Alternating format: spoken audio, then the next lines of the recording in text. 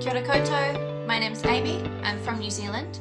My pronouns are she and her, and I identify as Pākehā. During this year I have felt, like I think many people have, a very strange mix of fear and anger and sadness, while also holding this very selfish, warm blaze of gratitude in my heart that I'm so far away from almost all of it.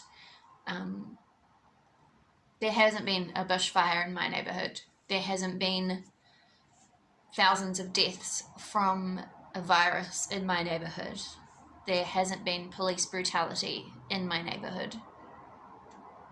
While the USA is erupting into civil unrest over police brutality, in particular police brutality against Black Americans and Americans of color, in my hometown, a row, if you want to call it, erupted on Facebook that made the news over whether or not it was okay or acceptable to sell gollywog dolls on Facebook, and whether the deletion of such a post was an accusation of racism or a violation of freedom of speech. Hundreds of thousands of people have died overseas from COVID-19, and I live somewhere where conspiracy theories are circulating that our death toll of 21 has been exaggerated for political purposes, whereas most countries might suggest that we were underreporting our numbers because of how low they are. There's this very strange disconnect. It's like the stakes are so high everywhere else and so comparatively low here that there's just a lot of misplaced anger, and I think people don't know where to place it, where to put it, where to direct it.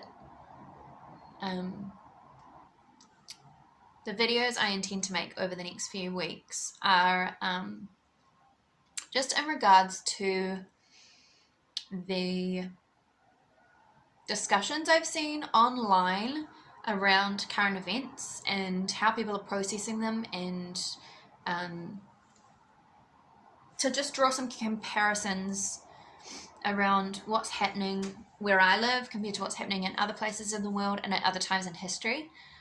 Something I've seen a lot is claims about bad leadership here and also overseas. I've seen conspiracy theories around, a lot of conspiracy theories about things being staged, whether it's the virus, whether it's vaccines, whether it is videos of police brutality. There has been a lot of, I've seen a lot of comments online about them all being fake, set up, staged, and I think that I have a theory about that I would really like to explore in a video.